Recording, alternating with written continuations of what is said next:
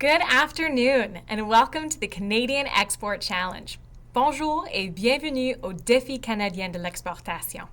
My name is Kayla Isabel and I'm the Executive Director at Startup Canada. As an advocate for entrepreneurship in Canada and on behalf of Startup Canada, thank you all so much for joining us today virtually. To begin, I would like to acknowledge that the land on which I am on today is located on the unceded territory of the Algonquin Anishinaabe Nation.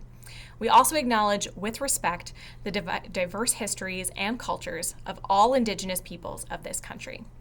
I encourage you to take a moment to acknowledge the traditional territory that you are residing on today. Since launching in 2012, Startup Canada has grown to represent more than 250,000 entrepreneurs and 50 grassroots communities from coast to coast to coast. Through digital programs and flagship events, Startup Canada supports entrepreneurs to start, operate, and scale businesses that build a better Canada for the world today and for future generations.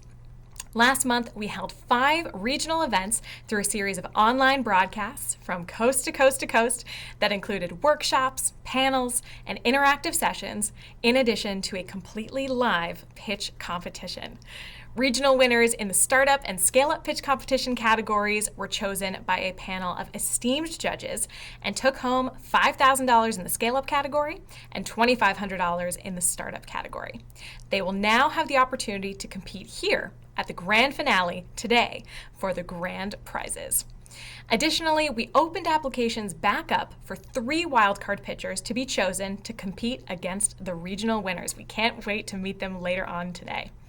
Today's pitchers are competing to win $5,000 in the Startup category and $25,000 in the Scale-Up category, and up to $100K in in-kind support.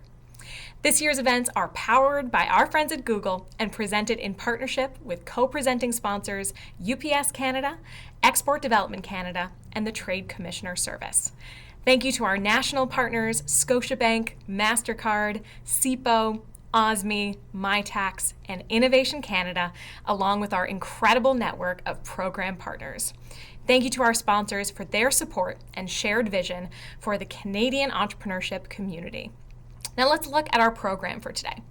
Earlier, we heard the incredible music of Pilk Silk, Inuit-style throat singers performing ancient traditional songs and eerie new compositions. Up next, we will hear from Rachel Bendayan, Parliamentary Secretary to the Minister of Small Business, Export Promotion, and International Trade, to deliver opening remarks. Then we are going to dive right into the pitch competition, hearing from our Startup category pitchers first. After a short entertainment break from the East Pointers, a Juno Award-winning modern folk Canadian trio from PEI, we're going to hear from our Scale-Up category pitchers. Then, an inspiring keynote from Jam Gamble, CEO at Slay the Mic and a public speaking coach. Tune in later on today to hear the winners of both the Startup and Scale-Up categories who are going to be taking home the grand prizes and the title of the Canadian Export Challenge Grand Finale winners. We cannot wait to find out who wins. Today's hashtags are hashtag CXC2020 and hashtag Global Entrepreneur. Share your learnings, screenshots from the event, make some noise for our competitors, and connect with your network on Twitter using your favorite social media sites and by using the chat function that you see today. You'll also notice that today's broadcast is fully translated and displayed through subtitles on the YouTube video above, en français. Now, before we kick things off, I just want to say good luck to all of our pitchers today and thank you to everyone who applied for the Canadian Export Challenge. Pitching digitally is not an easy task, but our network of entrepreneurs were clearly up for the challenge. Hi everybody, my name is Rachel Bendayan and I'm the Parliamentary Secretary to the Minister of Small Business, International Trade and Export Promotion, and I am super excited to be joining you for the grand finale of Startup Canada's 2020 Export Challenge. So, as far as I hear, 2,900 entrepreneurs have been participating from across the country, incredible, for pitch money of $25,000, I believe, for the winning pitch, and $100,000 in in-kind support as well. So some really great prizes. But for me, the most important is that we were able to rally all of these amazing entrepreneurs with these amazing ideas, innovations, and solutions that Canada can then harness, that we can really use in order to motor the economic recovery that we all need after this pandemic. So thank you for participating. Thank you for being part of our economy. Thank you for bringing your fabulous ideas to the table. And thank you, Startup Canada, for connecting our entrepreneurs from coast to coast to coast. Good luck, everybody. Over the past few months, we have reviewed pitches from over 125 Canadian cities, ranging from industries, including consumer goods, food and beverage, agriculture, medical technology, biotechnology, and many more. Today, I am so pleased to present our Canadian Export Challenge Grand Finale finalists, 10 having won their regional events, and 3 additional wildcards who competed after the regionals for a chance to pitch on our national stage. We also have here today a panel of esteemed judges who will adjudicate these finalists and choose one winner in each category, and it is not going to be easy for them to do so. Our judges here today are Sohail Tawari, Senior Vice President, Market Development at MasterCard, Armin Narozi, Regional Vice President at EDC, Tina C., the Senior Trade Commissioner at the Trade Commissioner Service, Natasha Walji, Director of Telecom, Government, Entertainment and Tech at Google, and last but certainly not least, Paul Gaspar, Director of Small Business at UPS. Welcome, judges. Thank you so much for joining us here today. Today's pitchers are going to have 90 seconds to pitch, and then the judges will have the opportunity to ask a few questions to help them decide who really has what it takes to go global. Let's get these pitches going, started with the startup category. The startup finalists are Natalia Mikhailova, Weave Air from Toronto, Ontario, Guillaume Charon, Deleaves from Sherbrooke, Quebec, Patrick Walther, Agvisor Pro from Red Deer, Alberta, Yamila Franco, Nyoka Design Labs from Kootenay, BC. Our wildcard finalist is Adam Bent, representing Scout from Toronto, Ontario. And our second wildcard in the startup category is Amanda Nguyen, Boardball Inc. from Ottawa, Ontario. First up, we have startup pitcher number 1, Natalia of Weave Air. Before COVID crisis changed our world, nobody gave much thought about the importance of ventilation, and yet the health of every single person on this planet depends on this. I spent over 10 years as an engineer developing new sensor systems and algorithms. I learned that 75% of the ventilation system have serious faults, and most of the time we don't even know about this, which leads to $1 million of cost currently. At Weaver, we solve this massive problem. Unlike other solutions on the market, our proprietary multi-sensor IoT devices and predictive software track over 20 different factors and are able to diagnose the sources of contamination and problems with ventilation more accurately while being fast and easy to install. We sell these solutions to building and infrastructure operators, resulting in $300,000 in savings per year and ROI in less than 2 years. We create strong barriers to entry through our 10 years of data, IP, and partnerships. And our subscription model allows us to generate 70% profit margins. We have a team with over 20 years of experience in the industry and skilled advisors in 10 countries. We already validated the need for this solution in North America, Asia, and Europe, and have paid pilots with transport operators in Korea and Netherlands, and world's largest ventilation OEM in Germany. We also have over 16 awards across 4 continents and 3 million ARR in pipeline. Please join us to make the world safe and healthy place, because every breath counts. Thank you. Wonderful. Well done, Natalia. Thank you for kicking off today's startup pitch competition. Really well done.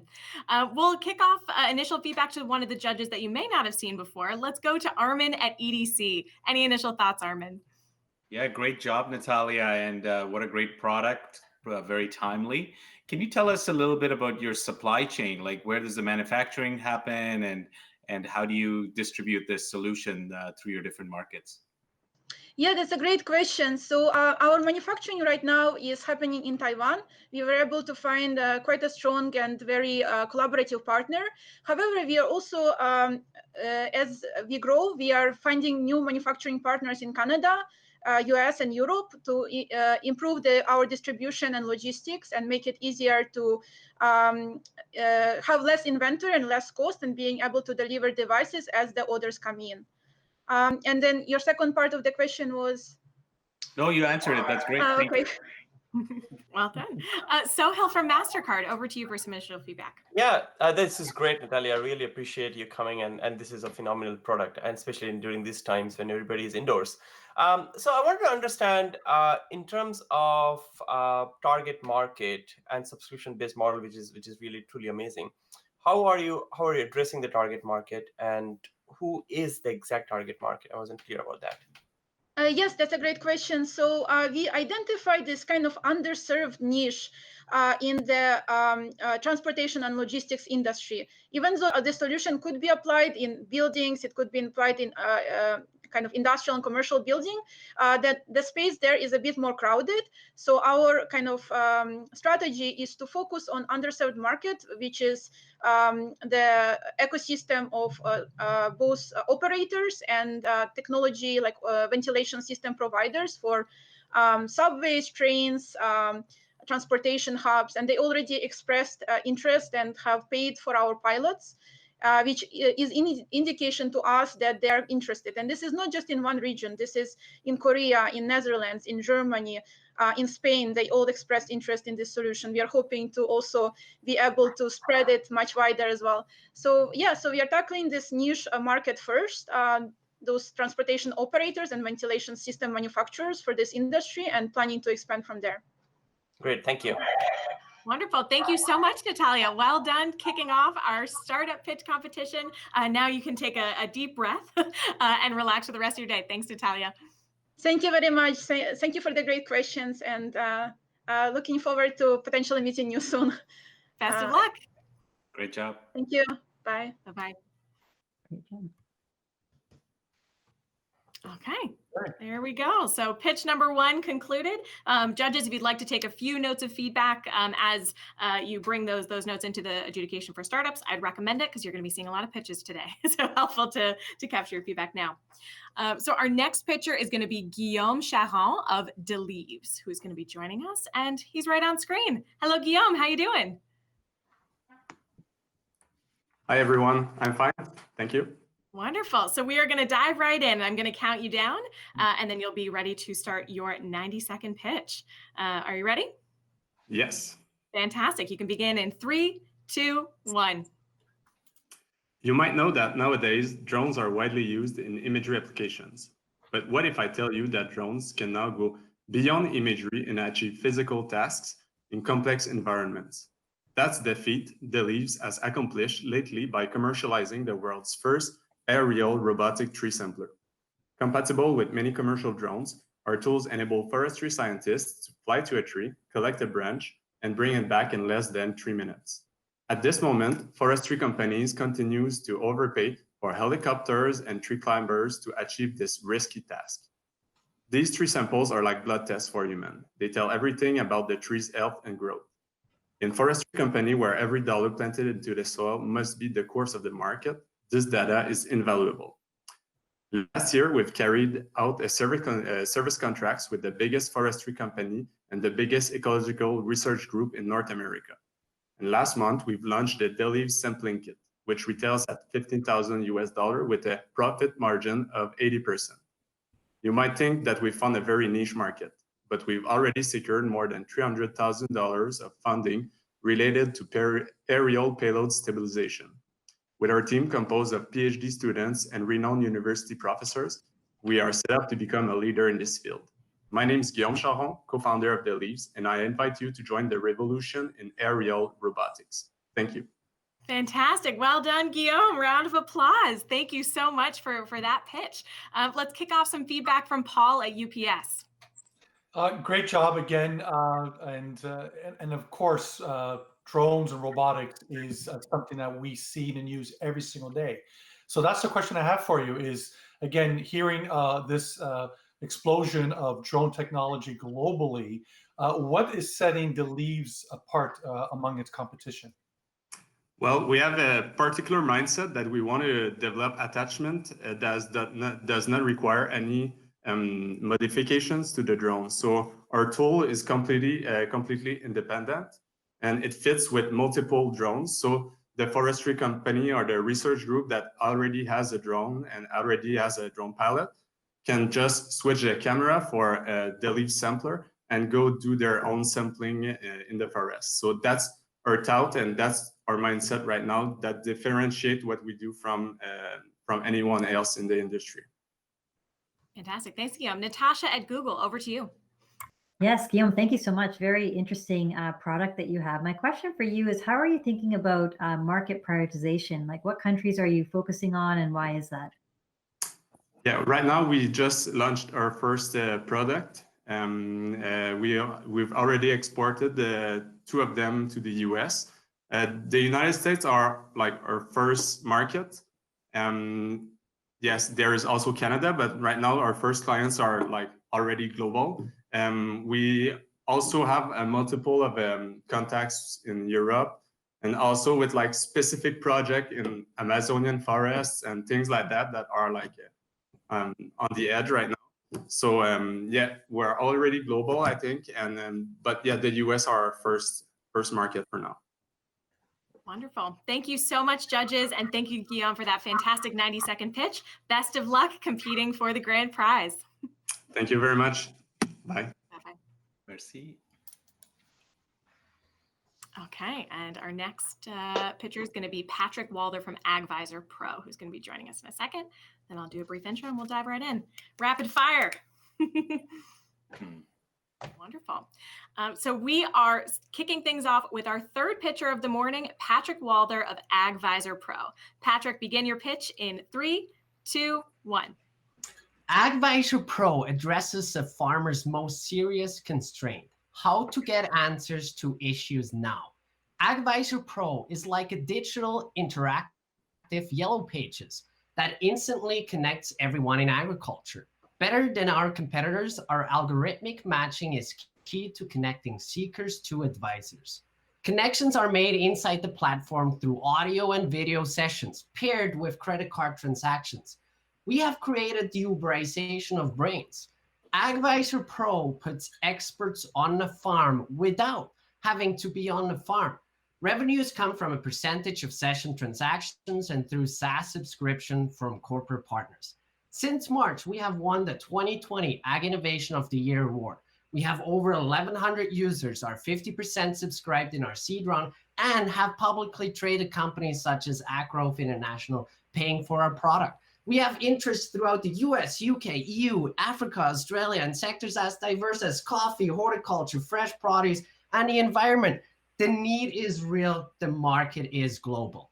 Led by a veteran entrepreneur who has already exited to 2 publicly traded companies, our team is diverse in age, gender, background, and has experience in building a two-sided marketplace across different languages. AgVisor Pro will be the global go-to source connecting all of agriculture to advance long-term sustainable food production and farm viability. Wonderful. Well done, Patrick. Round of applause. Love that energy, Patrick. Really fantastic pitch. I'm going to pass it over to Tina at the Trade Commissioner Service for initial feedback. Thank you very much, Patrick, for this fantastic product and presentation. I'm interested to know, do you have competition in the market at the moment? Yeah, we really have one, I would say, main competitor that is coming out of the US. They've chosen other approaches to this problem.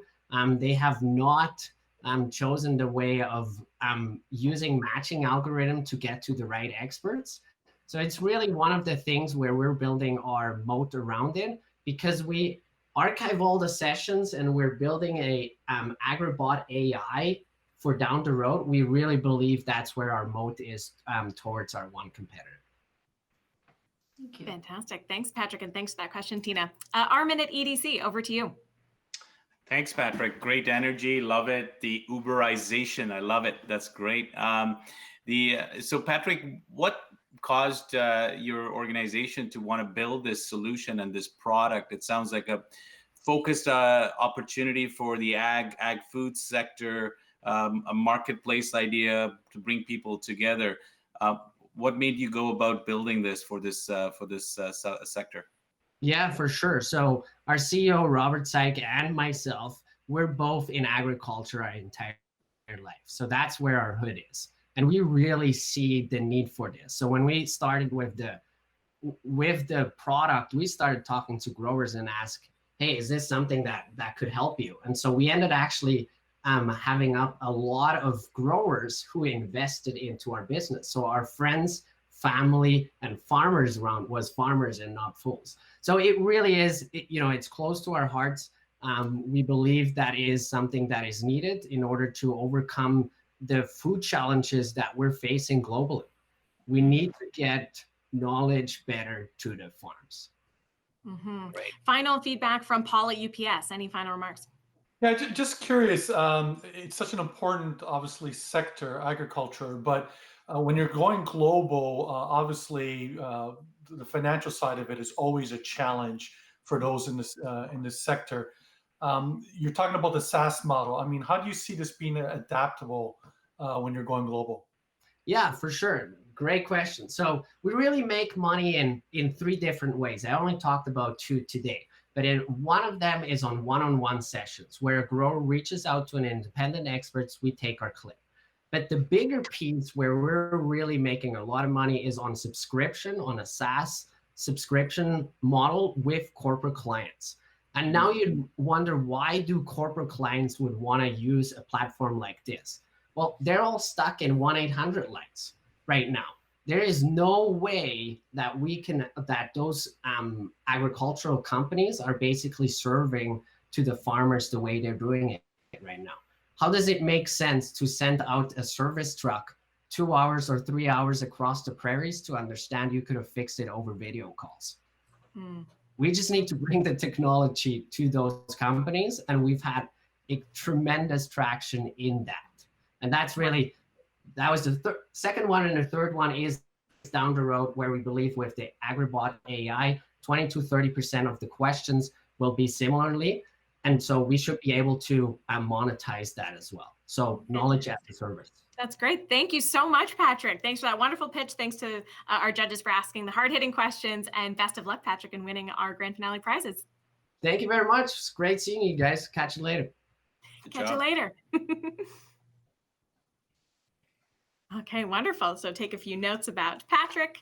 And our next pitcher will be Yamila Franco from Nyoka Design Labs. Hello, Yamila. How are you doing? We're doing well. How are you doing? I'm doing really, really well. Excited. Great to hear. Great to hear. We are thrilled to have you as part of the CXC Grand Finale and excited to hear your 90-second pitch. So essentially, I will provide a very quick intro, count you down 3, 2, 1, and then we'll have 90 seconds on the clock. That work? Yeah, that works. Can you give me 5 seconds, please? Sure. Okay. Life continues. That's CXC. That's great. Internet failed at home. I'm in a coffee shop and we're letting the person know, please don't make coffee for 90 seconds. Oh, goodness. Oh, that's great. I love that. It's happening right now. That's wonderful, Emil. Okay, here we go. So that was a wonderful pitch, Patrick. We are very excited to have our fourth pitcher, Yamila Franco from Nyoka Design Labs, kick things off momentarily. Yamila, you can start your pitch in 3, 2, 1. Go ahead. Yesterday, the start of a Canada-wide ban of single-use plastics was announced. We were also introduced to the one Canadian company listed as the government supplier of glow sticks, a reseller without a plastic-free option. With over 1 billion single-use glow sticks made annually, glow sticks mostly end up in the environment or in the landfills as non-recyclable waste.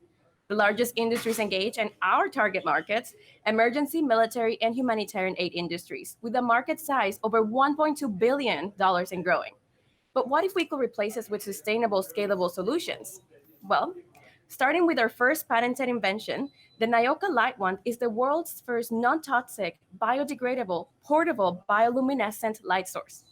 Our social enterprise develops technology following a circular economy model, which reduces waste in our systems and carbon emissions along the way.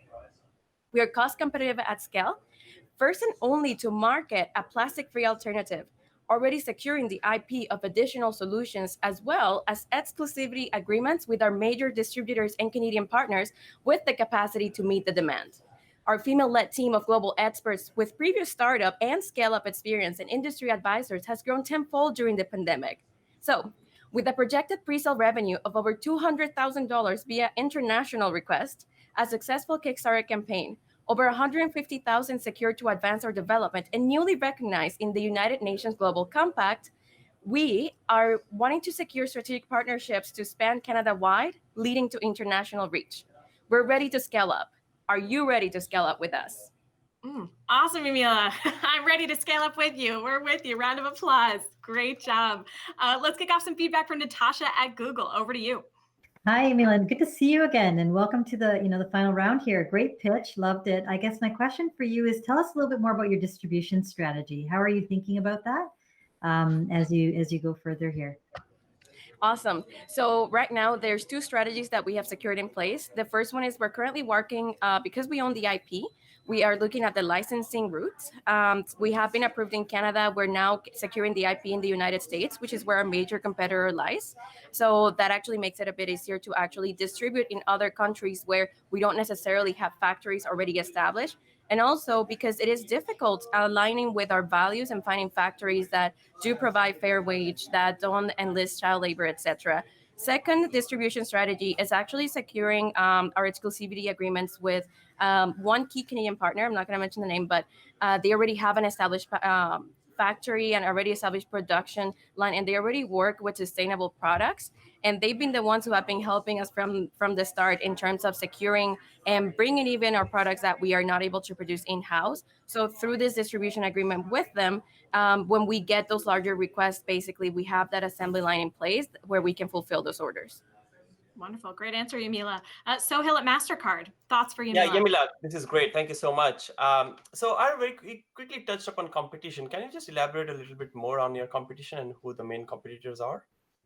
Yeah, absolutely. So the first thing I want to mention is that there's no other glow stick provider that provides a plastic-free alternative. However, there are companies that are producing and leading the glow stick market. Notably, one is based in the United States called Sialum. They're the leading producer. And in fact, Sialum glow sticks are imported into Canada because there's no other glow stick company in Canada. And especially, when I'm speaking about government procurement, etc., even when you look at the bidding competitions that happens, there's only one company for the past years in all the history of procurement that has been providing those glow sticks, and they all come from the US.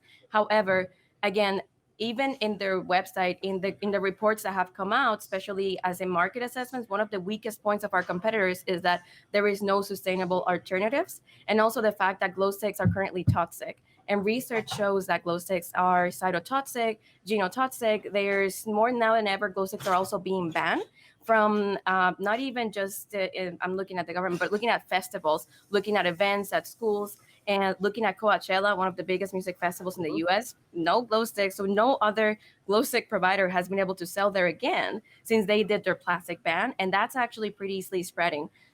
You see what happened yesterday here in Canada, and depending on where we're watching this, the past few weeks, as well as in the rest of the world.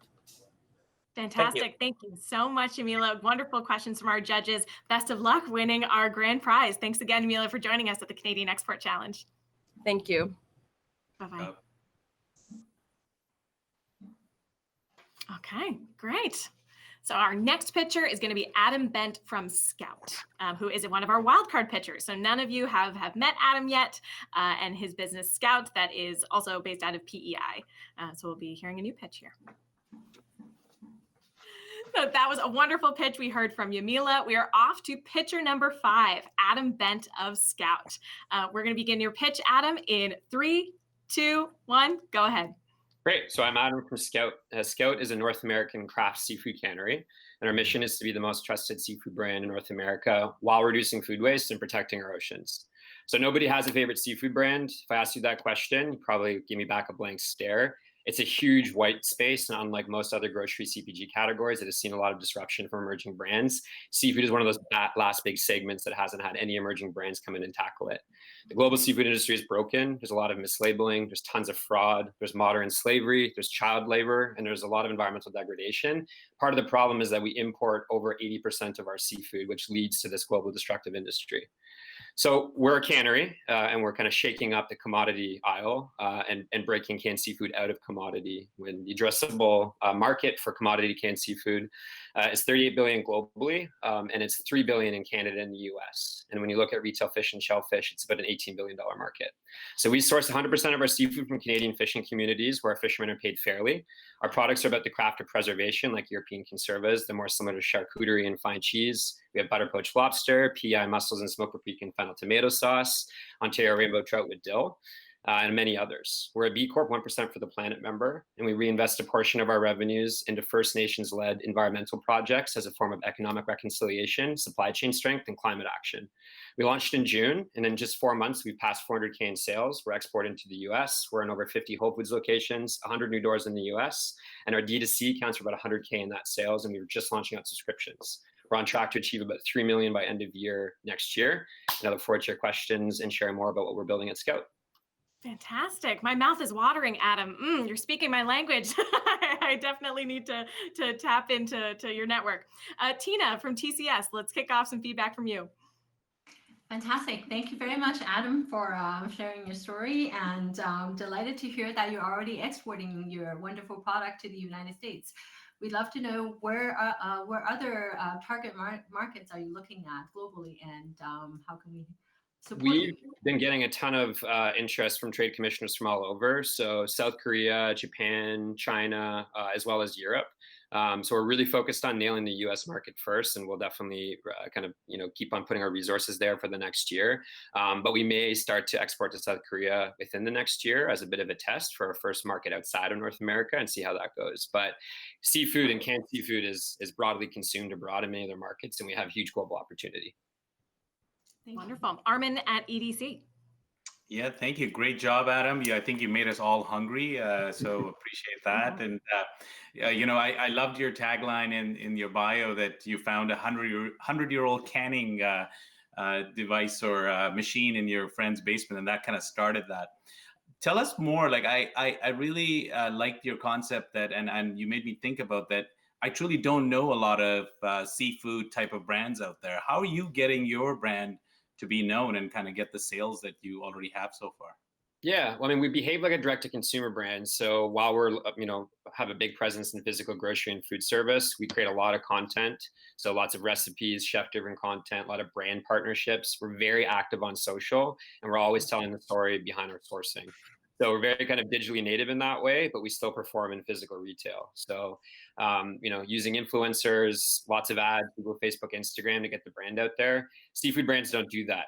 So, we're taking the playbook for what works well in direct to consumer and applying that to our category. And we've had a lot of success in that way. I'd be happy to be an influencer if you're looking for anybody. Sohail at MasterCard, over to you for final thoughts. Sure, Adam, this is great. Thank you so much. Can you tell us a little bit about the team, about your management team? Yeah, sure. So my background's in food and tech. I launched Urban Spoon in Canada, built another farm-to-table marketplace backed by Real Ventures in Montreal. And over the last 3 years, I spent my time bringing direct-to-consumer brands offline into physical retail through my companies, This Open Space and Uppercase. So I come from technology, but have extensive background in food, tech, and brands. Our CMO is the 10th employee at Vega, the sports nutrition brand that launched in Vancouver. She was the director of marketing for Sage Natural Wellness. And then she launched Lift on the West Coast. My co-founder, Chef Charlotte Langley, has been a seafood chef for 15 years. She's also the chef ambassador for the Marine Stewardship Council, which represents 16% of global fisheries abroad. And then my COO and other co-founder, Nate, was my last GM in my last business, comes from investment banking and had his own ag tech startup. And last but not least, our sales director, Julia, launched Brew Doctor kombucha brand in Canada and ran sales for them. So we have a very qualified management and leadership team. Great to know. Thank you. Goodness. Wonderful. Thank you so much, Adam, for that fantastic pitch and for answering those questions for our judges. Best of luck winning our startup category. Thanks for having me. I really appreciate meeting you all. Take care. Bye, Adam. Oh, goodness. I want kombucha. I want the seafood. Those are all the senses that I'm interested in pursuing for lunch. That was great.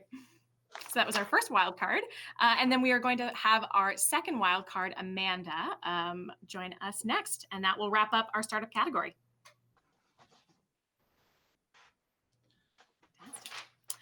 So last but not least, we have in our startup category, Amanda Nguyen of Boardball Inc. Amanda, I'm going to count you down to begin your pitch in 3, 2, 1, go ahead. Hi, my name is Amanda, and I am the founder and CEO of Boardball, a Toronto-based sports startup. I grew up playing and loving volleyball at school, but as I got older, I started to become disconnected to the sport simply because I didn't always have access to a court or a net. This year, the global market for volleyball equipment is estimated at $702 million and is poised to grow to $1.1 billion by 2027. And while the sport is emerging around the world, the game is still inaccessible to many. So we started to brainstorm ways to solve this problem and make volleyball more accessible. Boardball is a new, dynamic, and competitive game. Instead of a net, use a board that's durable, compact, and easy to set up. The game is played 2 against 2, and you can move anywhere around the board without losing that bump set spike that you love. No more searching for courts or setting up bulky nets. With Boardball, you can take volleyball wherever you go. Within just 3 months of playing in public for the first time, we saw incredible organic interest, with over 17,000 new users to the site, over 500 direct inquiries, viral content with millions of impressions. News sources, blogs, and even Olympic volleyball players started to reach out to us. Within our first 40 days, we have generated 40,000 in direct-to-consumer pre-orders through Kickstarter, 80,000 in inbound retail opportunities, and secured 150 through private investors. Our team has now grown to 6, and we've officially partnered with professional volleyball players, one of which is currently a world champion. As we ramp up production and pursue further opportunities in the US and Australia, we know that we'll be in a stronger position with the help of the Canadian Export Challenge. We are so excited to be representing the Canadian sports community on a global scale. Fantastic. Round of applause, Amanda. Welcome as one of our wildcard winners. We are so excited to be hearing your pitch and getting some feedback from our judges. Let's pass things over to Natasha at Google to kick or pass the ball, literally pass the ball over to Natasha. Like, don't worry. But Amanda, thank you. That was really interesting. Love your concept. My question for you is, what is your customer acquisition strategy? For sure. So right now we are going between e-commerce as well as retail. And so actually my team comes from a pretty large e-commerce background. I personally work with in a digital marketing agency, and I work to grow startups.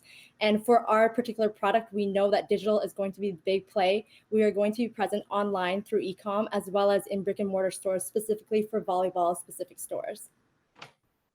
Fantastic. Paul at UPS, over to you. Amanda, great job. Question I've got for you is, how are you going to protect, I guess, sort of your IP from, having someone sort of look at your idea and replicate it and try to get you out of the field, literally? Absolutely. Fair question. We get asked this quite often. And currently on a legal standpoint, we are patent pended. Our concept of the game, the reality is that anyone can play, as any sport is. We are trying to build the brand that is the official brand for the sport. We see competitors in the space or alternatives in the space who have dominated in a way that we feel that we can do the same. And we've already gotten the traction to prove this. And this is pre actually having the product. And we've already gotten so much support around it.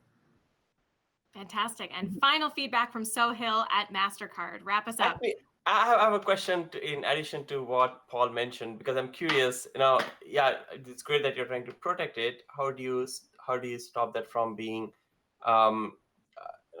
they're having a contagion into beach volleyball, right? Because this is, volleyball, and then how do you protect yourself beyond that?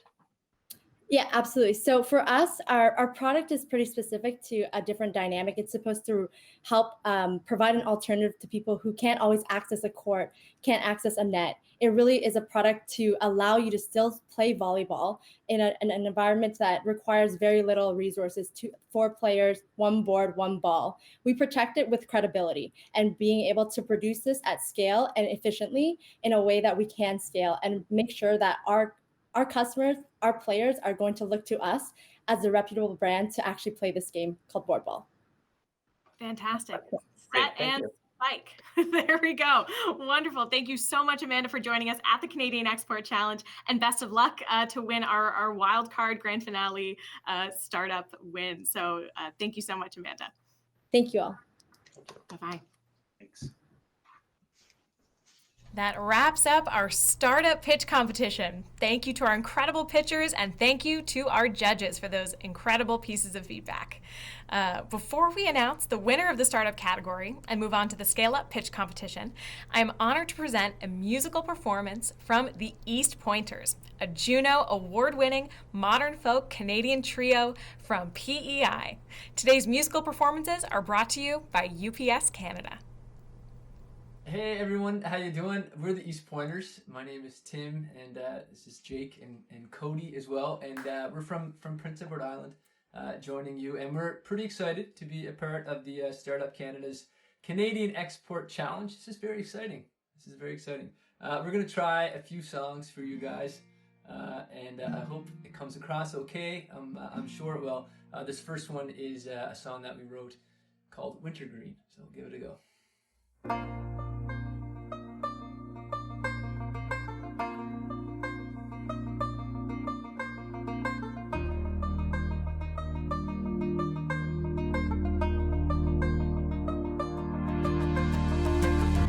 Let it breathe, if it doesn't breathe, it's gonna die.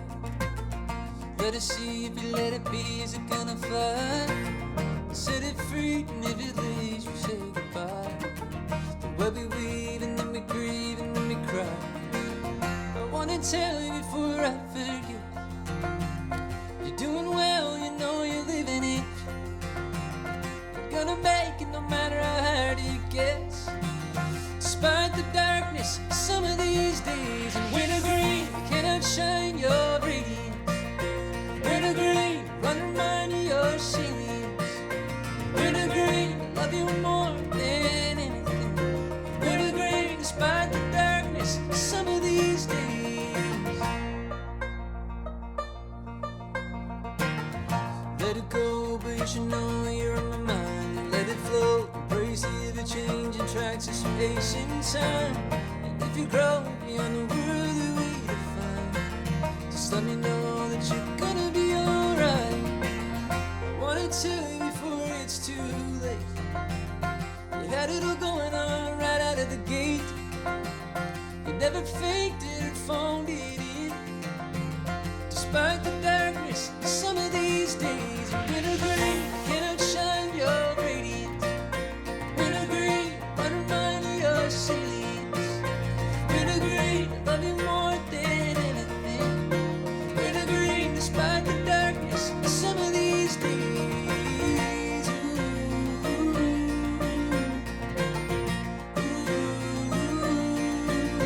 Wintergreen.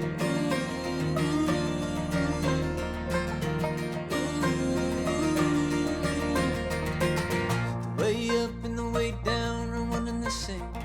I'm calling it audible, late in the game. And if love is everything, then love is pain. Certain spirits are too bright to be tamed. I cannot shine your radiance or undermine your salience or redefine your sentience. Despite the darkness, some of these days, wintergreen cannot shine your radiance. Wintergreen, run remind of your salience. Wintergreen, I love you more than anything. Wintergreen, despite the darkness, some of these days.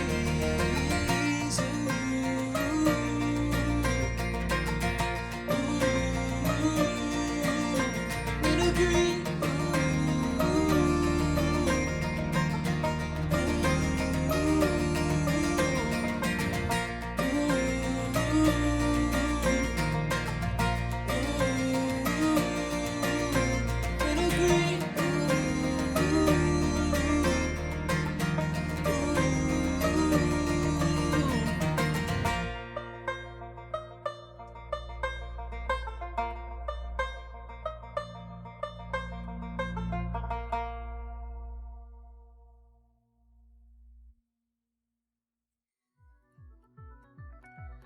Hello everybody, my name is Jake, and for those of you who aren't familiar with the East Pointers, Tim and Cody are from Prince Edward Island, up on the eastern side of the Gentle Island, and I am from beautiful Barrie, Ontario, best place in the world. We'll try a set of tunes called Power to Move. This is probably the last tune that we played on a stage 5 months ago in Australia, and feel free to dance.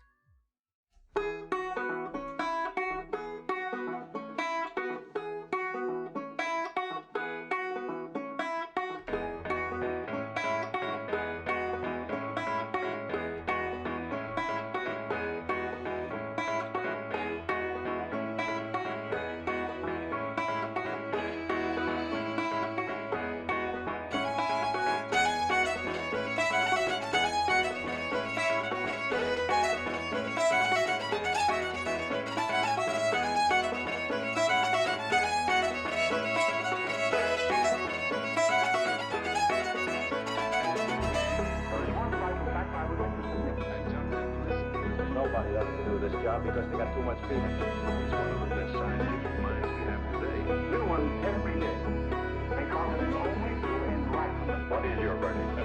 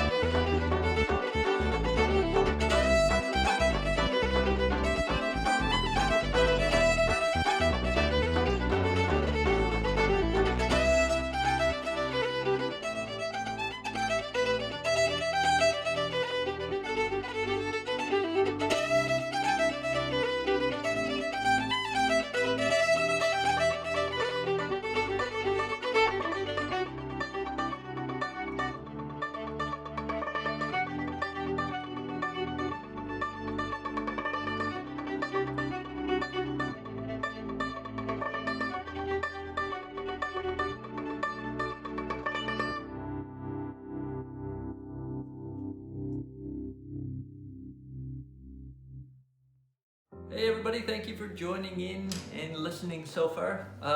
We're going to leave you with a track that we wrote a couple of years ago called 2 Weeks. And this song touches on the situation that a lot of people find themselves on or in from the east coast of Canada. Work can be hard to come by, and a lot of people have to travel out west to work in the oil rigs and stuff. And the premise of this song is the 2 weeks on, 2 weeks off scenario that a lot of people around the world find themselves in. So I hope you enjoy it.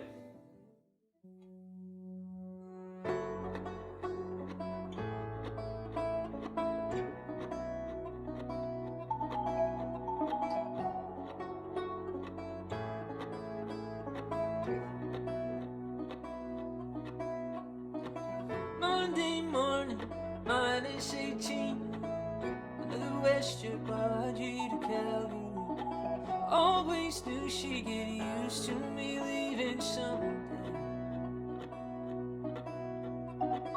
Thoughtless words, now her tears have run dry. Could tell by the way she doesn't hold me as tight that she's thinking maybe she's better off.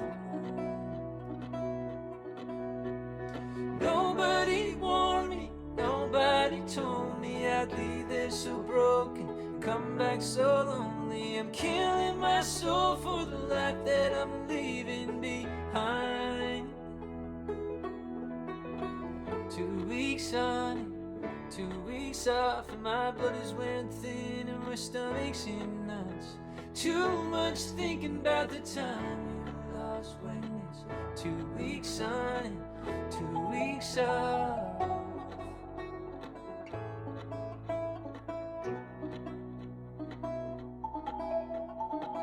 I punch in, hide the whiskey on my breath. At the time the night comes, I'll take whatever I can get. Blowing black gold money, I should have sent home. 2 more days and I'm East Coast bound. I'll be praying she's there when the wheels touch down. Maybe there's a drive home that'll keep me this time.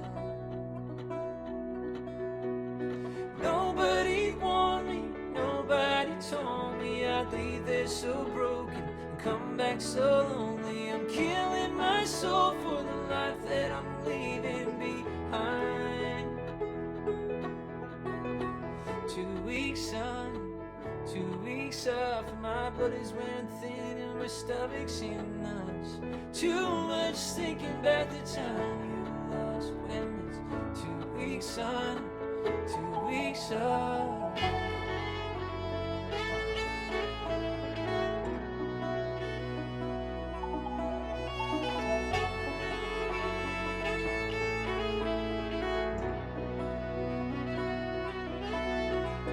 Nobody warned me, nobody told me I'd leave there so broken and come back so lonely. 2 weeks on, 2 weeks off, my blood is wearing thin and my stomach's in knots. Too much thinking about the time you lost when it's 2 weeks on, 2 weeks off.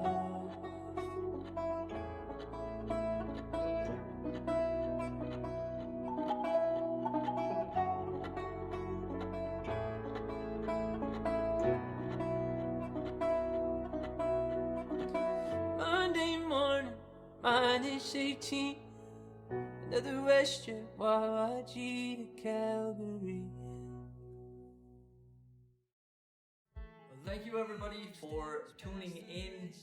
We are the East Pointers. We hope these tunes find you in fine health and good spirits. We know that there's no substitute for live music, but we hope, given the circumstances, that these tunes put a bounce in your step and a smile, hopefully a smile on your face. Take care of yourselves and those in your community, and we really, really hope that we are back playing music for you in person someday very soon. All the best. What a fantastic little concert. We hope everybody at home had a great little dance party singing along to the East Pointers. Thank you again for joining us at the Canadian Export Challenge. It is now my pleasure to announce the Canadian Export Challenge Grand Finale winner of the Startup category, Nyoka Design Labs. I'm going to pass it over to the judges to make the announcement to our winner and share the wonderful news. Yeah, Yamila, we've got one more tough question to ask, and we really need to get an honest answer from you. What are you going to do with the prize money? Oh, with the prize money of Startup Canada? Yeah. Oh, okay. So that's actually, I don't actually feel like that's too tough, but our strategy when it comes to any prize money is actually matching it with available funding, which is the easy one. So right now we got into Alberta Innovates as well as the NRC IRAP. And more specifically, we're looking at accessing a micro voucher program from Alberta Innovates. And the prize money will be used to match the 25% of a legal fee that we're using to actually design the licensing strategy as well as completing our US patent filing. So we're already working with the lawyers in Alberta, and we have a system where we are paying them afterwards. And so this is one of those things where potentially if we get this money, it's going to go towards that. And because the licensing strategy is in our projected revenue, it's a big source of revenue for next year. So that's one option that we're exploring with the prize money. Well, let me rephrase the question. Now that you won, what are you going to do with the prize money? What do you mean? No, I don't get it. What? You're the winner. What? Are you kidding me? Congratulations, Yamila. You are our winner. Are you kidding me? Get a celebration crepe. Oh my gosh, Patrick is getting a celebration crepe from the coffee shop. Yes, round of applause from the coffee shop. Congratulations, Yamila. Good job. Good job. You can call the lawyers and say you can pay them now. Yeah, I was like, why? Like, they actually said that because we were such a young startup, they were okay not charging us like 20-something thousand, and it was fine at first. And I was like, sure, but we gotta pay. Okay, that's a side story. What? I thought it was a question like, you know how they ask, if you win, what will you do with the money? Yeah, I didn't think she was going to go into a whole spiel. So, We're very prepared though, Yamila. It's great. The preparation was there. Next up, we have the Scale Up Pitch Competition. Our Scale Up finalists today are Pascal McCarthy, Peridot Cerebral Solutions, Inc. from Fredericton, New Brunswick, Megan Leslie, Nanotest from Calgary, Alberta, Taylor McCartan, Binbreeze from Victoria, BC, Pooja Viswathan, Braze Mobility, Inc. from Toronto, Ontario, Mark Kumir, Elephant Medical from Dorval, Quebec, Linda Pierce, the Cultured Coconut from Halifax, Nova Scotia, and the wildcard winner in the Scale Up category, Lisa Walsh of Indigenous Skincare from Conception Bay, South, Newfoundland and Labrador. Incredible representation across Canada in our Scale Up pitch competition. First up, Scale Up pitcher number 1 is Pascal McCarthy of Peridot Cerebral Solutions, Inc. Pascal, you can begin your pitch in 3, 2, 1. Go ahead. Hi, my name is Pascal, CEO and co-founder of Peridot Cerebral Solutions, and we're taking a quantitative approach to the invisible epidemic that's currently taking place in youth sports. Over 4 million traumatic brain injuries go undiagnosed and untreated every year in North America alone, and the main cause for young people is accidents during physical activity. Medical professionals fail to diagnose over half of these injuries because the symptoms are not physically visible and can take days, weeks, or even decades to set in, like depression, anxiety, ADD, ADHD, PTSD, Alzheimer's, Parkinson's, dementia, to name a few. This epidemic is not only present in sports, it's in every wing of the military and many other recreational activities. To tackle this problem, we've developed a data analytics software whose main purpose is to help assess and then manage the risk of brain, neck, and spine injuries, and 2 data collection devices in the form of a motion sensing mouthpiece and a spine sensor. Our team of biomechanical engineers, former professional athletes, and sports data analysts combine these to analyze head and body movements to reduce the cost, frequency, and severity of these injuries while improving technique, posture, and performance. We've been partnered with the Concussion Legacy Foundation of Canada since February and have started in university sports. We now want to move into the underserved but massive youth sports market and then expand internationally. I'll finish by saying Peridot is built on the principle that the body's most important and complex organ should be receiving more attention. Today, we're looking for 100,000 to close out our financing round in order to expand our operations and distributions. Thank you. Wonderful. Thank you, Pascal, for kicking off the Scale Up Pitch Competition of the Canadian Export Challenge. Round of applause. Let's start the feedback with Tina at the Trade Commissioner Service. Thank you very much, Pascal, for the presentation. Very innovative product and very necessary. I'd like to know a little bit about your competition in this market and your intellectual property status. Yeah, well, we don't have many direct competitors, but there are alternatives, and most of the time the alternative is nothing, unfortunately. The difference, I guess, main difference between us and alternatives are that we're not a medical device, and we don't just treat symptoms, but the causes of the most severe types of injuries, and we do that by helping before, during, and after. So we use objective measures, and at no point do we give an opinion that would be considered medical advice. We give you a comparative risk profile based on your height, gender, sport, and then we predict when you're most likely to suffer an injury. We provide access to materials to kind of mitigate risk and offer exercises that strengthen your core and your neck. And in real time, we notify users when there's a potentially concussive impact. And then after the fact, we follow up on those people to improve our algorithms. And in terms of IP, we might patent the system as a whole. We're still exploring that option because it's incredibly difficult to patent software and to patent the mouthpiece. It's so easy to innovate around that, and we would be giving our competitors a blueprint to how to build our system and then switch out a sensor, and it's basically a workaround on the patent. So we want to keep that a trade secret as long as possible. Fantastic, Tina. Thanks, Pascal. Armin at EDC, over to you. Yeah, thank you. Thanks, Pascal. Really interesting idea and solution here. Where my head was going is that a lot of this sounds like it's early intervention, right? Or it's intended where the symptoms are not showing yet. How do you convince people to buy your system and buy your solutions and use it if they don't see it yet? Like, just want to kind of get a sense from that perspective. Yeah, that's a really good question. That's a challenge we run into a lot. But we go to kind of counter that, and as opposed to our competitors going B2C, we go B2B with youth organizations because they don't have the time, money, or people to address the problem. And we help that by highlighting the performance effects and then reducing their insurance costs, their insurance premiums, and future medical costs and liabilities like lawsuits that have started in the NHL and the NFL are now in university sports and are making their way down to smaller and smaller organizations. I think I answered that. Did I answer that? Yeah. Okay, perfect. Wonderful. Thank you so much, Pascal, and best of luck in winning our grand prize of $25,000. We're rooting for you. Thank you for that pitch, and have a great rest of your day. Good job. Bye-bye. Bye. Okay, so next up we have Megan Leslie from Nanotest. Great feedback from our judges and great work to our first finalist, Pascal from Parados Cerebral Solutions. Next up, we have scale-up pitcher number 2, Megan Leslie of Nanotest. Megan, you can begin your pitch in 3, 2, 1. Go ahead. Hi, I'm Megan, a co-founder of Nanotest, a Canadian startup commercializing nanotechnology solutions in the health and decontamination sectors.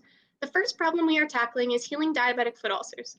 These ulcers are considered one of the most difficult wounds to treat, with 1/3 never healing and 20% requiring a lower limb amputation. This problem is so big that globally, someone loses a limb every 20 seconds. And in the US alone, annual spending on these ulcers is higher than breast cancer at $17 billion per year and rising. Our solution, NanoSalve, is a wound dressing classified by Health Canada as a medical device. It contains our proprietary nanocatalyst and is ideal for treating chronic wounds because it accelerates wound healing. And unlike existing products, it also provides 24/7 infection protection without harming healthy cells, as it's proven to selectively target bacteria, viruses, and fungi. We have received clinical validation through 2 peer-reviewed studies and a 62-patient clinical trial. For all patients, NanoSalve achieved 100% wound closure, avoiding all prescribed amputations and with no reported side effects. Our product is unique because it is positioned to be one of the only affordable treatments proven to save limbs prescribed for amputation, and patients love how easy it is to use at home. Our passionate team and globally renowned experts are here to save lives, because in this pitch, statistically 4 people have lost a limb and 3 of them will pass away within the next 5 years. Wow, thank you so much for that pitch, Megan. Round of applause to our second pitcher. Great examples in the biotech and meditech space this afternoon. Paul from UPS, let's kick off some feedback from you. Great job again, Megan. Of course, this being defined as a medical device, and this is a global competition, how do you go about ensuring that you can go global and get all the approvals that you need as you go to markets? Yeah, of course. So we're launching into Canada and the US at the same time. So we're seeking the final clinical validation in order to get to those two markets. And the good thing about going to the US right away is it's really the benchmark for other countries. So when you have all of the paperwork required to get US approval, you have most of other countries' paperwork to do that as well. So it'd be more of a filing process. Fantastic. Natasha at Google, over to you. Yes, Megan, thank you so much. What an inspirational product you have. I wanted to understand the inspiration behind how you developed it. What's the story? Yeah, so this one actually is one of 3 that we have. Another one selectively targets cancer tumor cells, which is a bit harder to get to market. But this one, our technology developer has 35 years of experience in catalytic nanomedicine, and she actually developed this for her sister. And my other co-founder, I and her met because we had a family member go through cancer. So we used her cancer nanomolecule and we were able to get an extra months of life with our loved ones. So when we saw this, we had to help because it's a really big problem. Fantastic. Thanks so much, Megan. Sohail from MasterCard, any final quick thoughts for Megan? Yeah, just a quick thought, actually. Anything that relates to FDA or approvals on the medical field, there is liability and insurance associated with that. How do you plan to manage that piece? Yeah, so we're working with a lot of advisors who have done this before. So our strategy is to really surround ourselves with those global experts and experts from the US in particular to help us navigate those challenges so we avoid any of those common pitfalls. Fantastic. Wonderful. Thank you so much, Megan, for kicking off our second Scale Up pitch of the day. Best of luck. We hope to watch your success moving forward. Great job, Megan. Thank you. Okay, great. Next, we have Taylor McCartan of BinBreeze, who is going to be joining us. Taylor, you can begin your pitch in 3, 2, 1. Go ahead. Close your eyes and imagine you're coming home from a long day at work. You walk into your kitchen and you smell something awful. You follow your nose and discover that yet again, it's your kitchen compost bin. You open it up and boom, fruit flies everywhere. This is happening to you because 1, decomposing fruit stinks, and 2, new species of fruit fly lay their eggs in the skin of fruit. That means that when you put that banana peel in the compost, you just put those larvae in the perfect place to breed. You need BinBreeze, the world's first organic compost powder. Scientifically developed at the University of Victoria to be applied directly into your compost bin, BinBreeze will kill your fruit fly infestation, eliminate bin odors, and allow you to take out the bin less often. Your household is just like 10 million other Canadian households, 50 million American households, and 150 million European households that can be identified by the presence of a composting program and targeted based on income and diet. Food waste management is a $34 billion industry that's rapidly growing and here to stay because population centers can sell compost, but they have to pay to dispose of trash. Our technology upcycles the wood waste from BC's timber industry. This waste is burned for disposal, so the BinBreeze has the potential to take an emission-causing industrial waste and convert it into a valuable export that solves a global problem. Our IP is protected via patent. There's no competition in Canada, but many substitute products that treat the symptoms, not the cause. My team of PhD scientists, entrepreneurs, and executive coaches from the Foresight Clean Tech Accelerator are all people who are older and smarter than me, and we are executing. Launched in March, we've added 40 retailers, sold 5 figures online, and are now in Sobeys and Canadian Tire. We have validated our export, and you can watch BinBreeze on this fall season of CBC's Dragon's Den. Fantastic. Round of applause for Taylor. Thank you for that pitch, Taylor. Really well done. Let's head over to Tina from the Trade Commissioner Service. What are your thoughts, Tina? Thank you again, Taylor, for this fantastic presentation.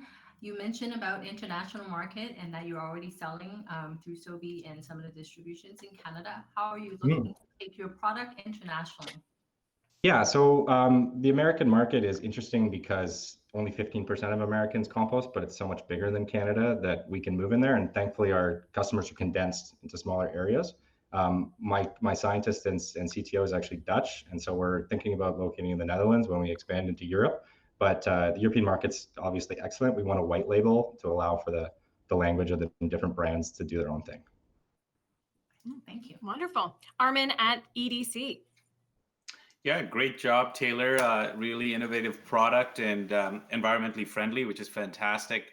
For me, again, thinking of myself as a consumer, this seems like a product that I need to be educated on first. Yes, I've seen fruit flies and so on. So how do you go about educating your consumer that they actually need this solution? Like, what's that process look like? Yeah, absolutely. So, I mean, I think the key here is to focus on the customer value proposition and not the sustainable value proposition, because that's what's really going to earn us customers. And so we really focus hard on the fruit flies. We advertise a lot during the fruit fly season when they're really hot. And then we push towards odor, as we go into winter and people don't want to have to go outside into the cold. And that's why we have a holiday scent as well, which is awesome. But then other than that, I mean, it's really about pursuing media opportunities that, really help us gain a lot of traction and educate people without us having to spend a lot of money. So Dragon's Den, this opportunity, as well as some other features that we've got coming up are really how we're trying to drive some market awareness. But then, at the end of the day, we also rely on our customers to tell each other about what we do. And people like to buy it as a gift and stuff like that. So that helps too. Great. Fantastic. Thank you so much, Taylor. I have to say, every time I see a fruit fly, now I think of you and this pitch. Thank you. You've got a customer here. A wonderful job, Taylor. Best of luck. Thank you so much for joining us at the Canadian Export Challenge, and we'll talk to you soon. Thank you. Bye. Bye, Taylor. Thank you, Taylor, for that fantastic pitch. We are now over to pitch number 4, Pooja Viswanathan of Braze Mobility, Inc. Pooja, you can begin your pitch in 3, 2, 1. Thanks so much. So before I start, I'd like to get you all to do a little experiment with me. If you can try seeing the floor behind you while remaining seated in your chairs. Okay, now I'd like you to imagine that your office chair is actually a wheelchair and that you have upper body mobility challenges that might prevent you from seeing what's behind you. This is unfortunately the reality for over 1 million power wheelchair and scooter users in the US alone. According to a report, 20% of these users had experienced at least one major collision within the last year, and 11% of them had been hospitalized. At Braze Mobility, we've developed the world's first blind spot sensor system that can be attached to any regular wheelchair and transform it into a smart wheelchair that automatically detects obstacles and provides feedback to the driver through intuitive lights, sounds, and vibrations. So our system not only improves the safety of the driver, but others in the environment as well. The market size is $1.2 billion. We've partnered with the world's largest wheelchair controller manufacturer and have recently been approved by the 2 largest wheelchair dealers in the US that have over 70% combined market share. So while we've already applied for patents and have first to market advantage, it's our strategic partnerships that create significant barriers to entry. I'm the CEO and co-founder of Braze. I have a PhD in assistive technology and robotics and have been leading smart wheelchair research internationally for over a decade. We have wheelchair users on our team that help drive our innovation forward. We are Braze Mobility, and our mission is to help millions of wheelchair users around the world to navigate boldly, independently, and safely. Thank you. Fantastic. Round of applause, Pooja. That was a wonderful pitch. Really well done. Let's get some feedback from our judges. Sohail from MasterCard, let's kick things off with you. Pooja, this is great. It's very innovative, and I really felt it when I was looking back, and I've had back problems, so it really makes sense. Just want to know, in terms of your go-to-market, are you targeting a B2B in terms of your go-to-market strategy? And that's part 1 of the question. Part 2 is, how do you intend to go global on this? Yes. So I'll answer the first question. So we actually have 2 primary channels at this point. So one of them is what I mentioned with the top 2 wheelchair dealers in the US. So these are dealer networks. They have over 70% combined market share and have over 700 reps in the country. So we work with them, and that's sort of like our B2B strategy. And then the second channel is actually our direct sales to the Veterans Affairs. So the US Department of Veterans Affairs, as you know, is a huge market. There's over 2,000 sites in the US. And so we are continuing to sell to them directly right now. Great. Wonderful. Natasha Google. Oh, sorry, apologies. And international question. How are we planning on going global? We are selling currently in Canada and the US, but the main reason that we're actually here is because we'd love to go global. We've had organic interest from most recently the UK, actually, since our last pitch, but also in Hong Kong, in Japan, as well as in Australia and New Zealand. So we're really hoping that through this experience and through some of the mentorship here that we can actually formulate a strategy rather than just the organic interest that we've developed. Great, thank you. We can definitely help with that, Pooja. You're in the right place. Natasha Google, over to you. Yeah, Pooja, thank you so much. Very inspiring product. I love how you're thinking about it, and the demo at the beginning was, really insightful. My question for you is just around your distribution strategy. It's great you're partnering with the manufacturers. Have you thought about it from a DTC perspective and really building awareness with the end consumer to see if you could even leverage e-commerce a little bit more? Yes, absolutely. When I first started this business, I think I naively thought that this was just going to be something we slap on Amazon and then it was just going to be a direct-to-consumer play.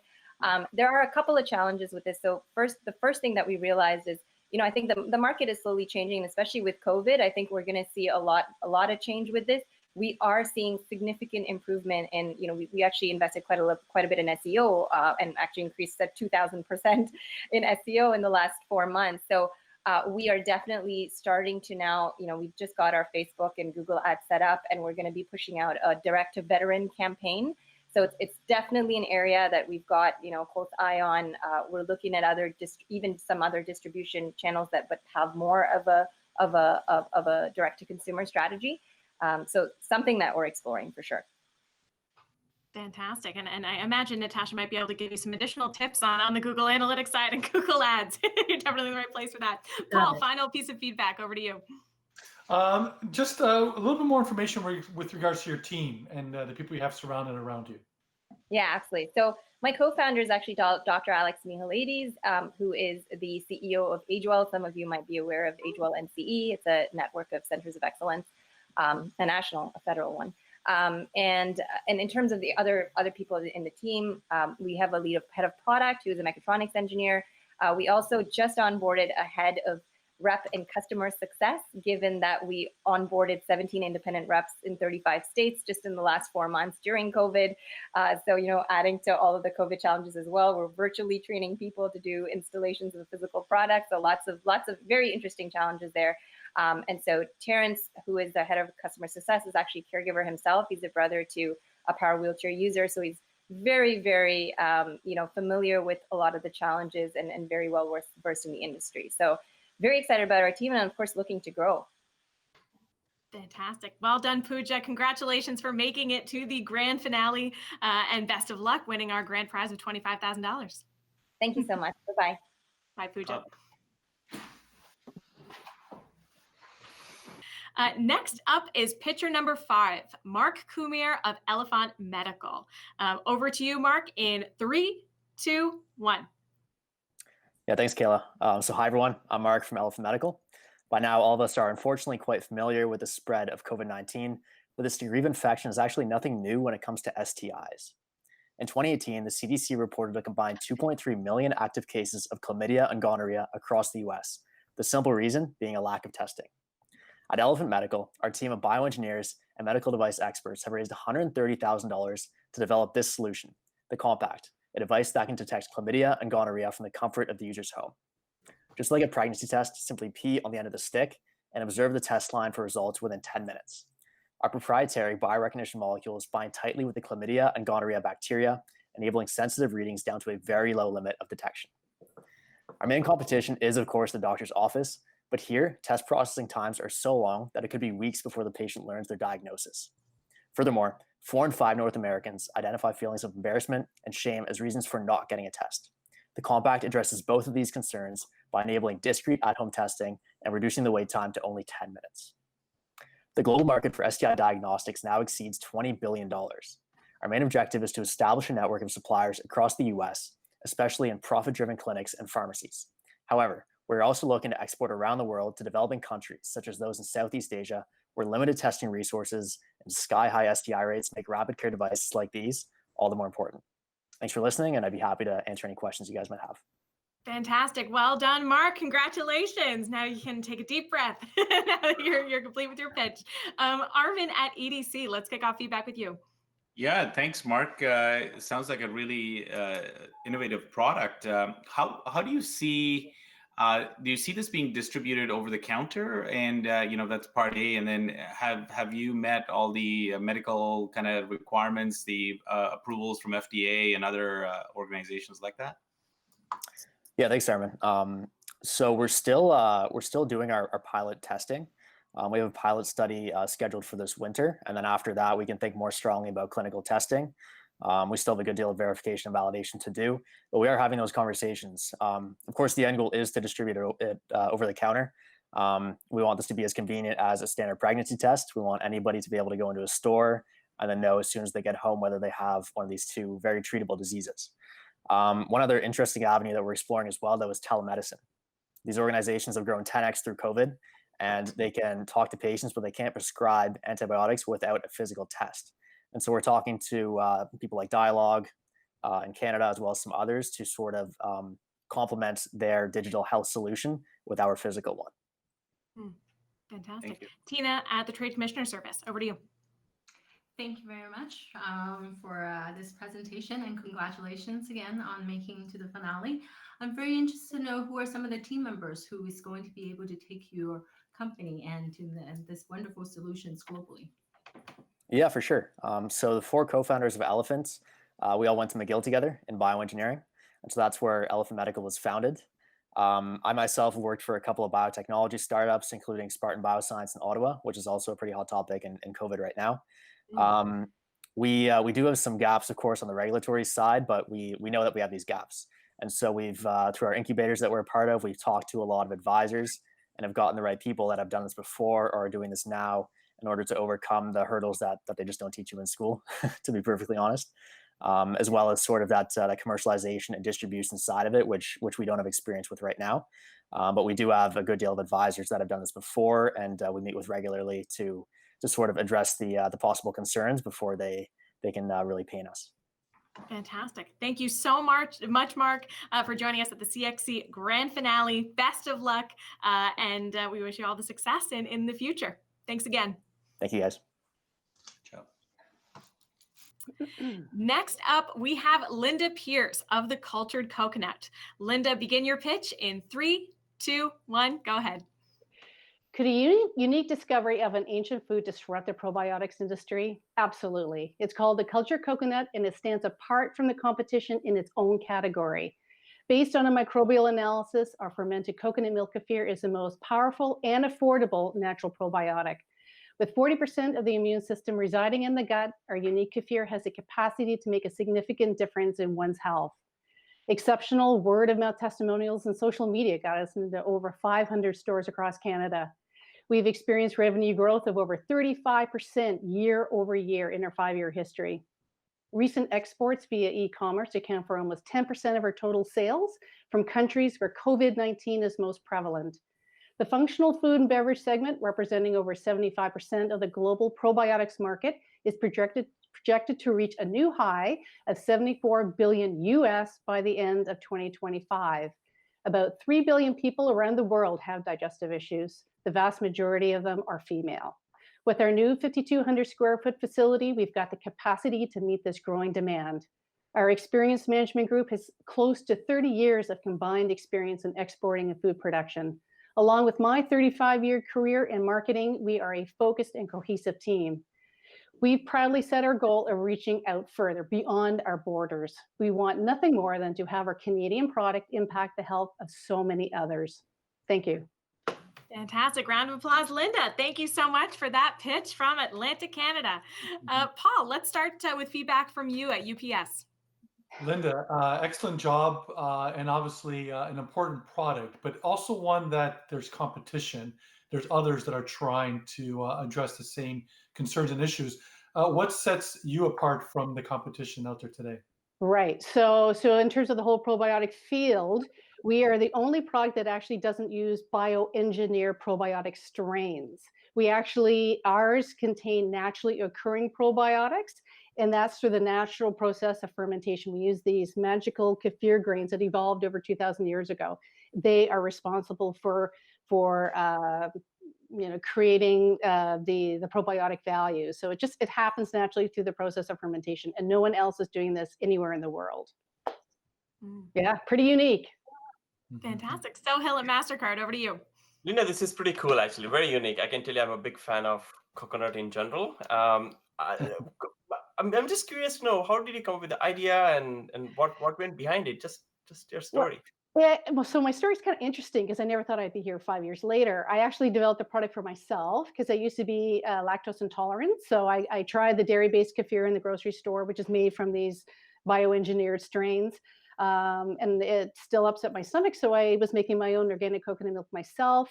I got curious, how to make kefir, A or B? And I took the hard route, which no one is doing, using these kefir grains.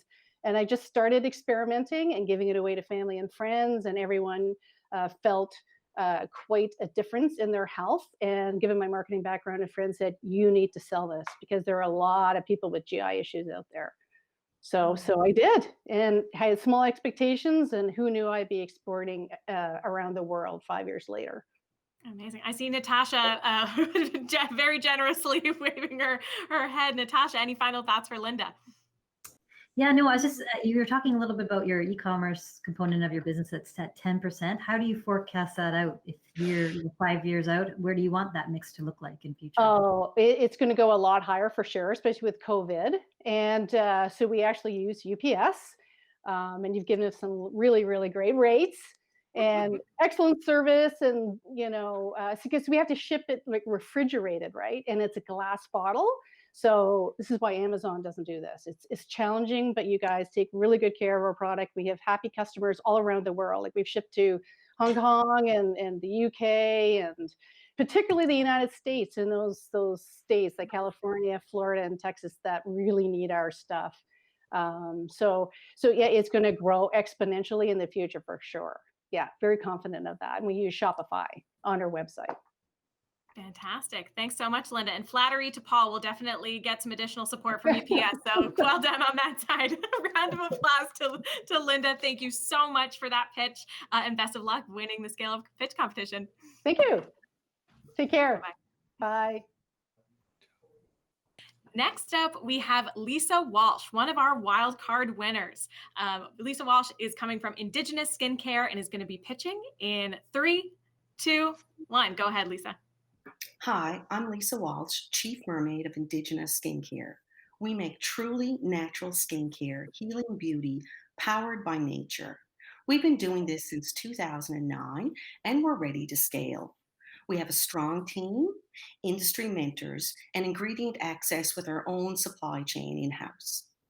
Our target market is 30 to 50 years old, looking for non-toxic, cruelty-free, vegan, effective, and affordable products for her and her family. With the current rebrand completed, and with buyers now in play in Asia, the Caribbean, and the USA, we are looking to export. Indigena entered Atlantic Grocery in 2016, and we're currently in 135 doors. There's a lot of competition in the beauty business, but in grocery, it's not as bad as what you would see on the shelves in pharmacy or Sephora. And according to research that our international brand consultant did, we found that the highest increase in natural skincare sales globally is going to happen in grocery, in the hyper supermarket and supermarket. And 80% of people will buy a product for the first time based on price. According to our in-house supply chain, which reduces cost, and our exceptional product with indigenous botanicals that have been done in R&D with National Research Council and Memorial University, we're ready to take our beautiful, sustainable brand global. Thank you.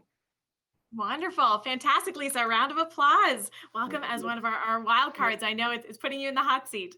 Let's get some feedback from Natasha first. Over to you from Google. Yeah, thanks, Lisa. Really, really interesting product you have in mind, and great target marketing, which includes myself, I suppose, in that group.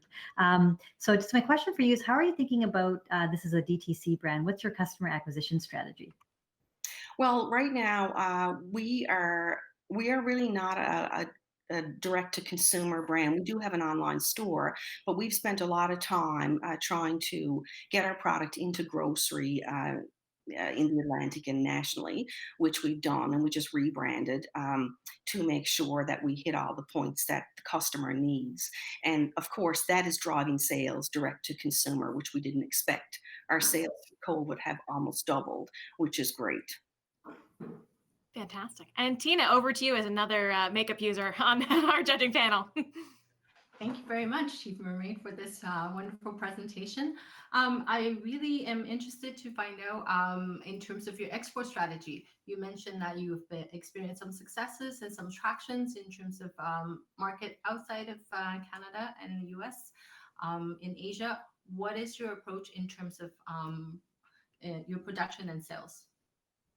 So right now, we've spent the last 2 years working with an international brand consultant who has a lot of experience in Asia and in the Middle East. So what we've done is we've downsized the number of SKUs that we offer.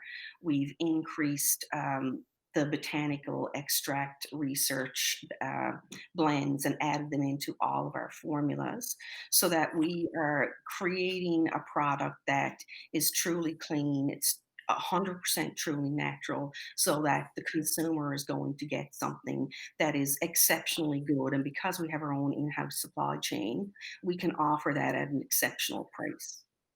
Fantastic. Thank you so much, Lisa, for that wonderful pitch. Thanks, judges, for that feedback. And best of luck, Lisa, in winning our grand finale scale-up prize of $25K with $100,000 of in-kind support. Thank you, and good luck to everybody, and thank you to the judges. Okay. Thank you. Have a great day. Bye-bye. Bye-bye. Thank you to all of our scale-up pitchers. That was some pretty fierce competition. So good luck to our judges to adjudicate in our virtual backstage and agree on our final scale-up winner who's going to be taking home the $25,000 grand prize. We heard some incredible pitches across such diverse industries. This is going to be a tough task. We'll be back with the results very shortly, but while the judges deliberate, we are very pleased to introduce our keynote speaker, Jam Gamble, the CEO at Slay the Mic and public speaking coach. Jam is a gifted leader who really pushes the envelope and encourages everyone to cultivate their own inner light and abilities. The multi-passionate media personality and speaker is on a mission to help people build their confidence and amplify their voice from the boardroom to the stage. We are in complete agreement that that is where we need to go, Jam. Welcome to our virtual stage. Hi everyone, my name is Jam Gamble. I am the founder and CEO of the Say the Mic program, where I help storytellers, entrepreneurs, content creators, essentially anybody with a mouth, turn their voice into their ultimate superpower. I would first off like to acknowledge that I am on the traditional territories of the Mississauga Credit First Nations, and I'd like to extend a heartfelt thank you to the UPS Canada and Startup Canada team for seeing value in my journey and to be your keynote speaker today.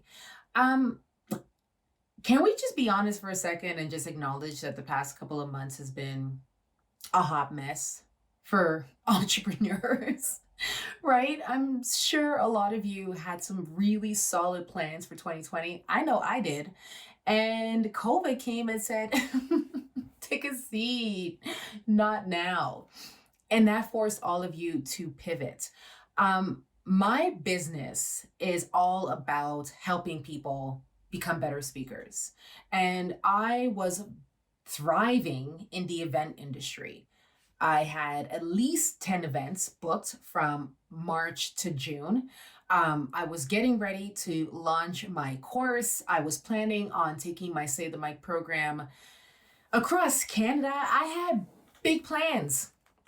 And you're probably listening right now and you're like, yeah, Jem, I had big plans too. I was going to do A, B, C, and D, and then all of this took place. And like you, I had to pivot. That is the word of 2020, right? Pivot and sanitize. But pivot is definitely the word of 2020. Now, I never imagined that I would have to pivot my business so early.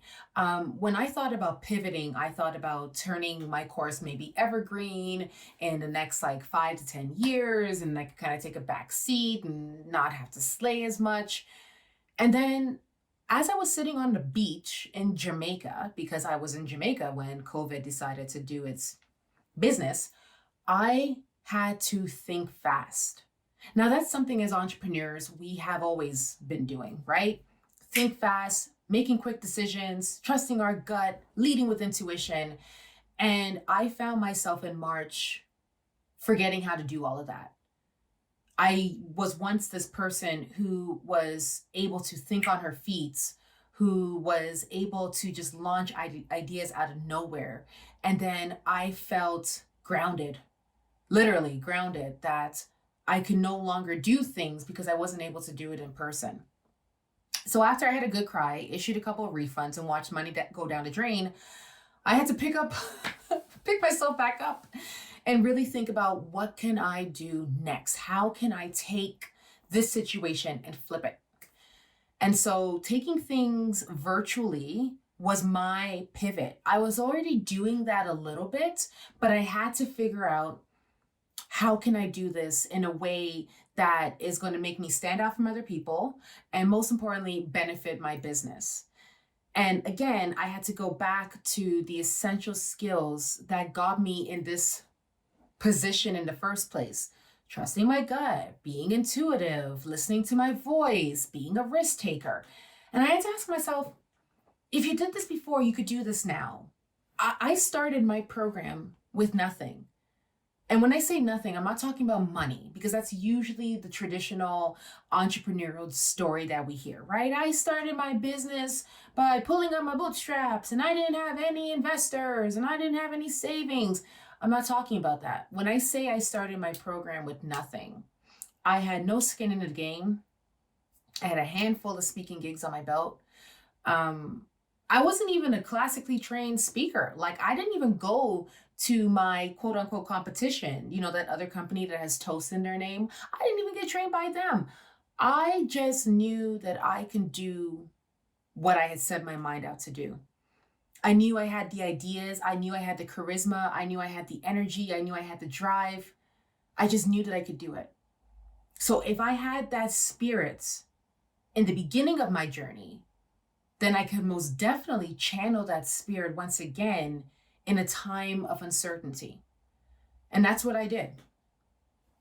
I went back to the basics, reassessed a few things, and then managed to turn my business around in a span of 4 weeks.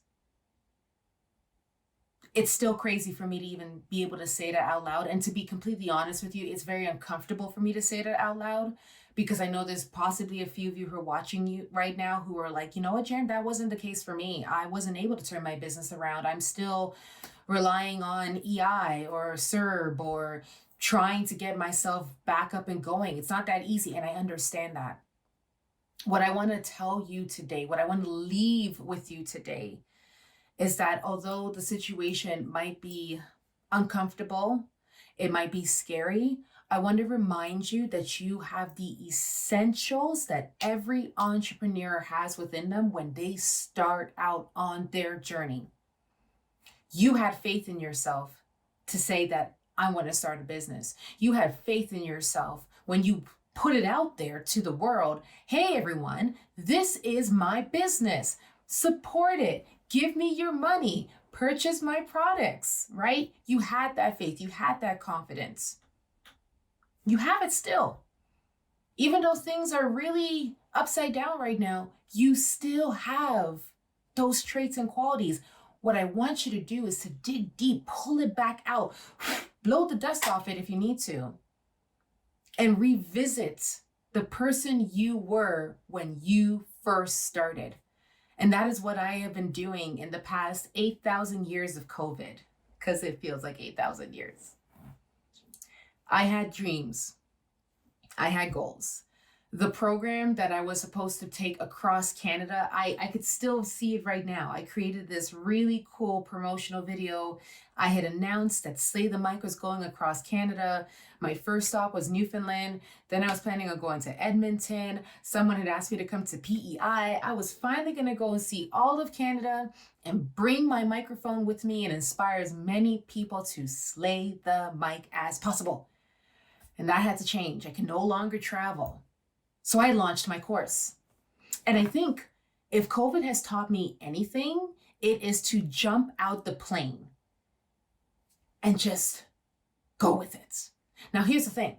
Some of you might be thinking, when you jump out of the plane, you're just going to fall flat like a pancake and that's it for you. No. When I jumped out of this COVID plane, the parachute that had my back was my previous experience, was the community that had seen value in my program and was ready for me to pivot in any way I had to go. And most importantly, it was the faith in myself that if I had started this off of nothing, I could certainly pick myself back up in these uncertain times. And that's exactly what I did.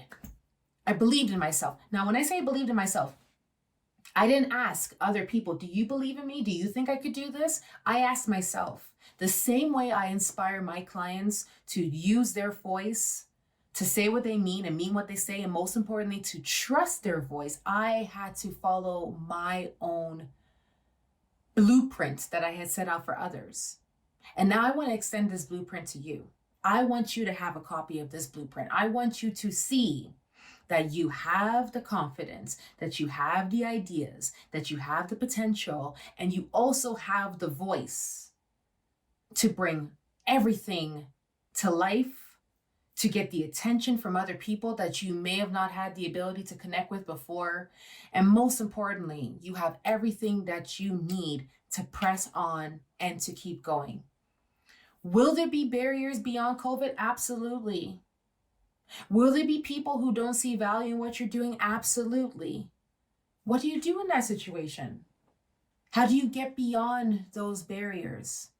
And as fluffy as it sounds, honestly, it's just believing in what you do and loving it. Loving it for everything that it is, loving it for everything that it could be, loving it even when you had a slow month.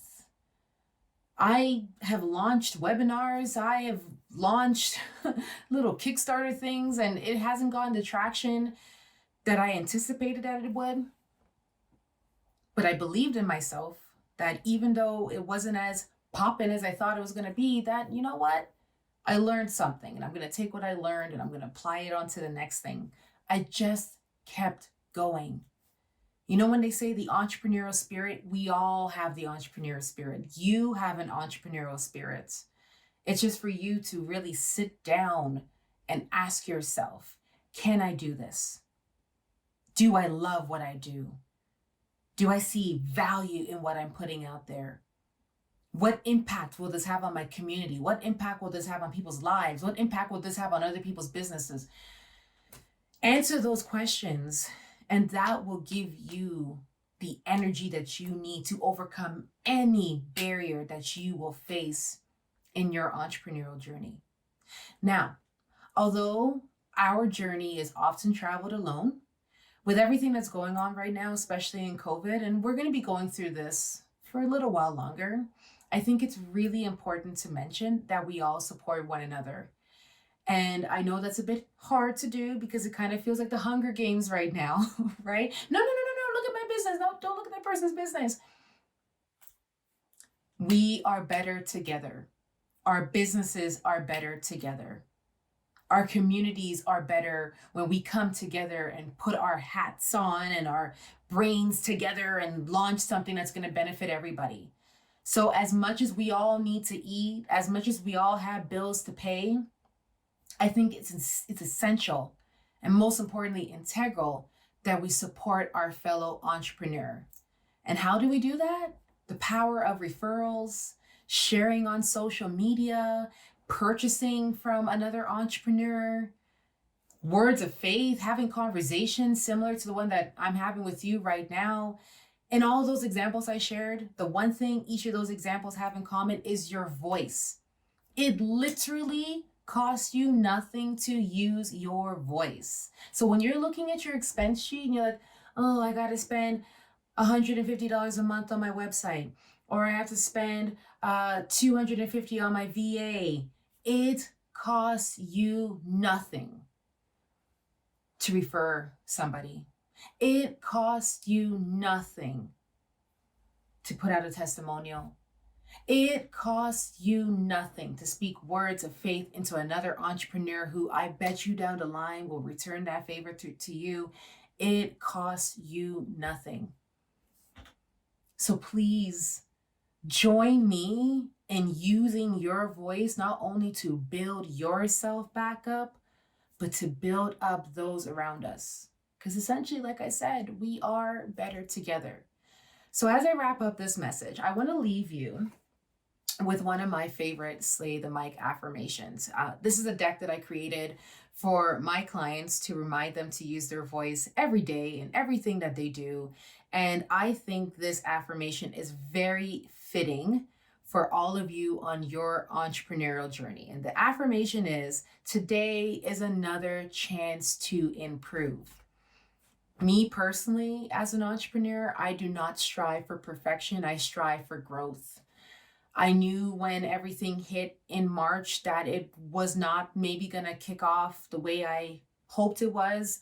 I knew that not everybody would probably jump up on the ideas that I was pitching or the course that I was launching, but I took every single day as a chance to improve. Meaning, what can I do looking at my business to restructure a few things? What can I do as an entrepreneur? Do I need to be kind to myself? Do I need to take a day off? Do I need to spend some time reflecting on everything that I've accomplished to give me the motivation to press on? Our journey, this life that we chose as an entrepreneur, to put out our idea, to convince people to buy into it. In order for us to get through every day, we have to take each day as it comes. But that's why it's another chance for us to improve. So I hope that this message, I hope that this affirmation put some gas in your tank. It reminded you why you started in the first place. It gave you the boost that you need to launch that idea, to share your story, to put that pitch out there, to raise your hand and say yes to that opportunity. You got this. Believe me, you do. So once again, thank you, UPS Canada, for having me as the keynote speaker into Startup Canada. Thank you to all of you for allowing me to come into your hearts with this message. And I encourage you to share your entrepreneurial journey with me. I would love to hear what you're doing. You can stay connected with me on Twitter and Instagram at IamJamGamble. I am cheering for you always and forever. One entrepreneur to another. You got this. You will make it through. Trust me that you will. And I am celebrating all of you today. Take care, everyone. Now, the moment that you have all been waiting for. I'm delighted to announce the winner of the Scale Up Pitch Competition, who's taking home $25,000 in cash today. The winner is Nanotess. I'm going to pass it back over to the judges to congratulate Megan and give her the good news. Okay. Hey, Megan. How are you? Good. Hi, everyone. Hello. So I'm just going to pass it over to Paul very quickly for the final question. Okay, Megan, we're struggling here as judges, so we have one final question for you that we really need to understand, and that is, now that you are the winner, how are you going to utilize the money and the support? Like I told you yesterday during the interview, really? Yes, you are. You are the winner. Congratulations. Congratulations. I do have an answer if you want to know. Very prepared, Megan. That's great. Sure. What is your answer? We have an animal care product, which is the same nanomolecule as the wound care for humans. And like humans, animals also suffer from chronic wounds and as well pathogen-resistant infections, which our product has shown promise to help. And getting into the regulatory market for animal care is actually a lot easier. So 25,000 is almost the perfect number for setting up everything we need to get this product to market. So we can be a biotech with revenue, hopefully within the first year in Canada. Fantastic. Excellent. Amazing, Megan. Congratulations from all of our judges from Startup Canada and from our entire virtual audience tuning in. We are so excited and hope that you are going to get to celebrate. Thank you so much to everyone who has joined us today, and thank you to all of our amazing pitchers who were courageous and took this national stage. You should all be incredibly proud of yourselves, and I can't wait to follow your continued success in the future. The entire Startup Canada team is here to support you. In addition to today's pitch winners, we are also supporting 10 charities through 10 $1,000 donations sponsored by UPS Canada. These charities include Spirit North, Forum for Women Entrepreneurs, Young Entrepreneur Leadership Launchpad Canada, Roots Community Services, Canadian Women's Foundation, Canada Helps New Canadians Fund, the Famous Five Foundation, Bridges for Women's Society, Rise, and Inspire.